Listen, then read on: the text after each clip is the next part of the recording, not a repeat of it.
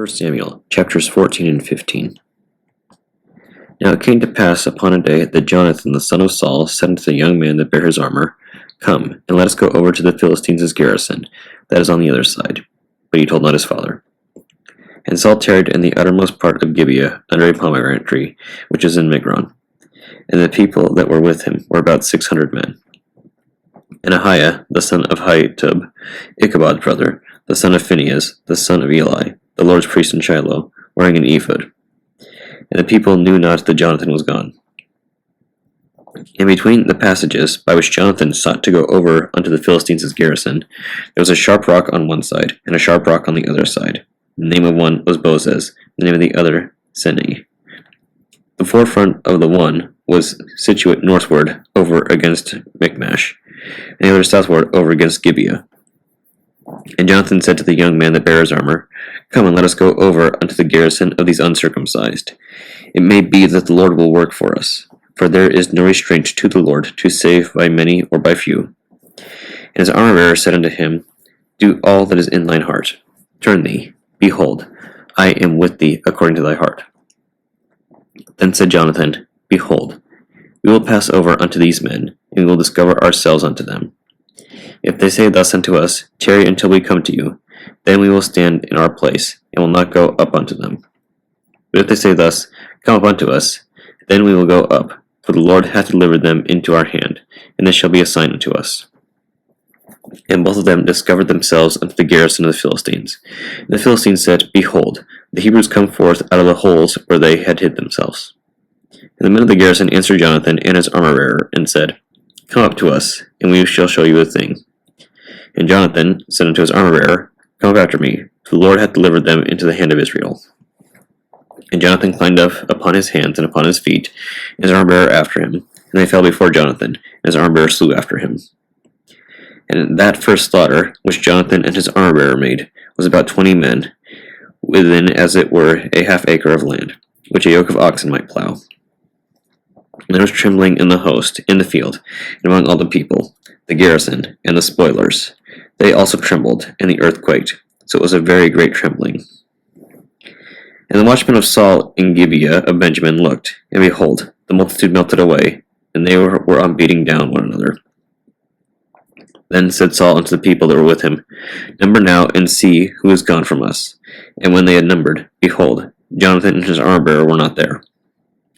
And Saul said unto Ahiah, Bring hither the ark of God, for the ark of God was at that time with the children of Israel. And it came to pass, while Saul talked unto the priest, the noise that was in the host of the Philistines went on and increased. And Saul said unto the priest, Withdraw thine hand. And Saul and all the people that were with him assembled themselves, and they came to the battle, and behold, every man's sword was against his fellow, and there was a very great discomfiture. Moreover, the Hebrews that were with the Philistines before that time, which went up with them into the camp from the country round about, even they also turned to be with the Israelites that were with Saul and Jonathan. Likewise, all the men of Israel, which had hid themselves in Mount Ephraim, when they had heard that the Philistines fled, even they also followed hard after them in the battle. So the Lord saved Israel that day, and the battle passed over unto Bethaven. And the men of Israel were distressed that day, for Saul had adjured the people, saying, Cursed be the man that eateth any food until evening, that I may be avenged on my enemies. So none of the people tasted any food. And when they of the land came to a wood, there was honey upon the ground. And when the people were come into the wood, behold, the honey dropped, but no man put his hand to his mouth, for the people feared the oath. But Jonathan heard not when his father charged the people with the oath. Wherefore he put forth the end of the rod that was in his hand, and dipped it in a honeycomb, and put his hand to his mouth, and his eyes were enlightened. Then answered one of the people, and said, Thy father straitly charged the people with an oath, saying, Cursed be the man that eateth any food this day. And the people were faint. Then said Jonathan, My father hath troubled the land. See, I pray you, how mine eyes have been enlightened, because I tasted a little of this honey. How much more, if haply the people had eaten freely today of the spoil of their enemies which they found? For had there not been now a much greater slaughter among the Philistines? And they smote the Philistines that day from Michmash to Aijalon, and the people were very faint. The people flew upon the spoil, and took sheep and oxen and calves, and slew them on the ground, The people did eat them with the blood. And they told Saul, saying, Behold, the people sin against the Lord, in that they eat with the blood. And he said, Ye have transgressed. Roll a great stone unto me this day. And Saul said, Disperse yourselves among the people, and say to them, Bring me hither every man his ox, and every man his sheep, and slay them here and eat, and sin not against the Lord in eating with the blood. And all the people brought every man his ox with him that night, and slew him there. And Saul built an altar unto the Lord. The same was the first altar that he built unto the Lord. And Saul said, Let us go down after the Philistines by night, and spoil them until the morning light, and let us not leave a man of them. And they said, Do whatsoever seemeth good unto thee. Then said the priest, Let us draw near hither unto God. And Saul asked counsel of God, Shall I go down after the Philistines? Wilt thou deliver them into the hand of Israel? But he answered him not that day. And Saul said, Draw ye near hither, all the chief of the people, and know and see wherein this sin hath been this day. For as the Lord liveth, which saveth Israel, though it be in Jonathan my son, he shall surely die. But there was not a man among all the people that answered him. Then said he unto all Israel, Be ye on one side, and I and Jonathan my son will be on the other side. The people said unto Saul, Do what seemeth good unto thee. Therefore Saul said unto the Lord God of Israel, Give a perfect lot. And Saul and Jonathan were taken, but the people escaped. And Saul said, Cast lots between me and Jonathan my son. And Jonathan was taken. Then Saul said to Jonathan, Tell me what thou hast done. And Jonathan told him, and said, I did but taste a little honey with the end of the rod that was in mine hand, and lo, I must die. And Saul answered, God do so and more also, for thou shalt surely die, Jonathan. The people said unto Saul, Shall Jonathan die, who hath wrought this great salvation in Israel? God forbid. As the Lord liveth, there shall not one hair of his head fall to the ground, for he hath wrought with God this day.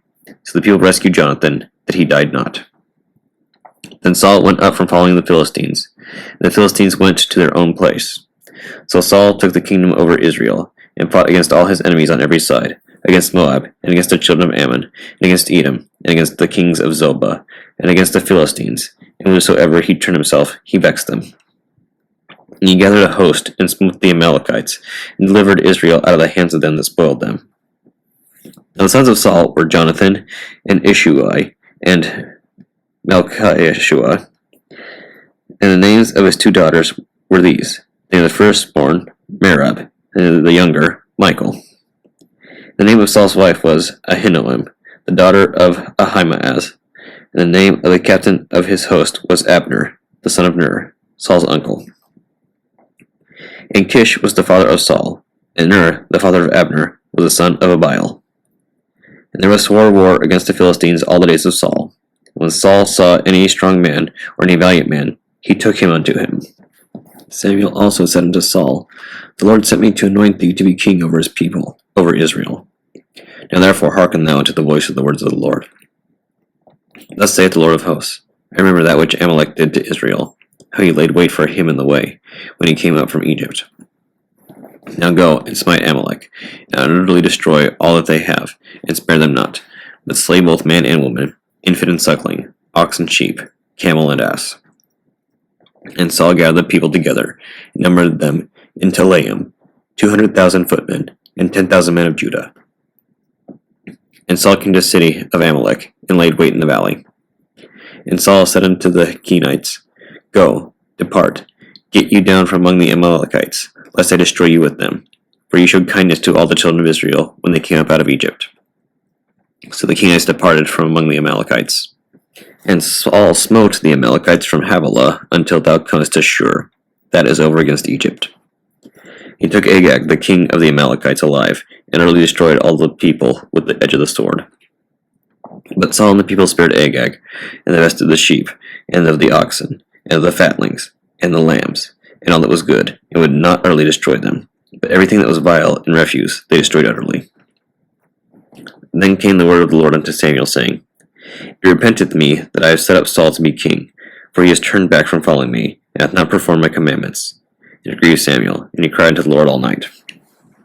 And when Samuel rose early to meet Saul in the morning, it was told Samuel, saying, Saul came to Carmel, and behold, he set him up a place, and is gone about, and passed on, and gone down to Gilgal.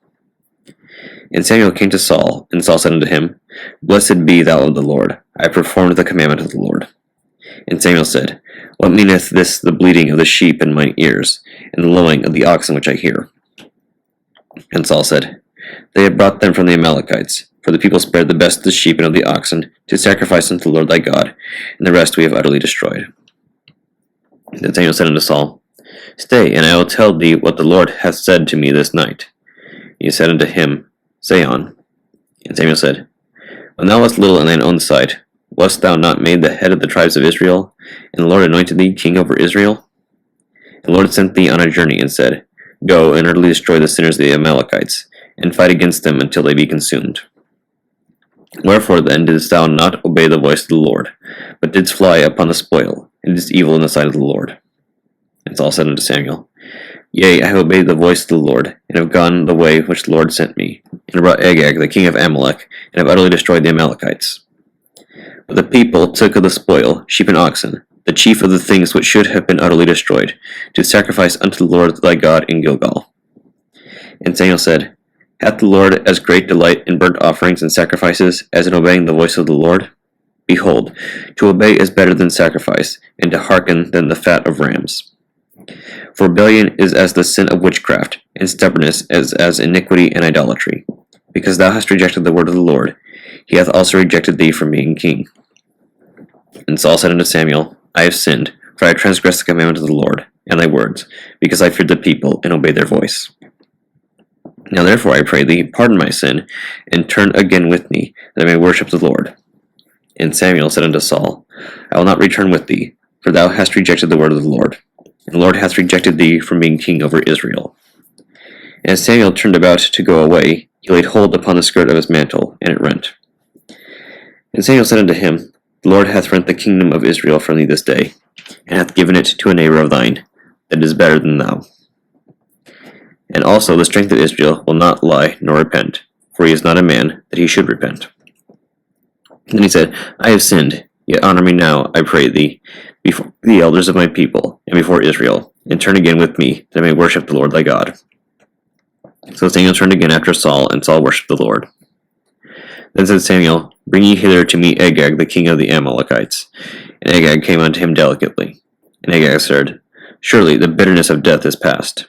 And Samuel said, As thy sword hath made women childless, so shall thy mother be childless among women. And Samuel hewed Agag in pieces before the Lord in Gilgal.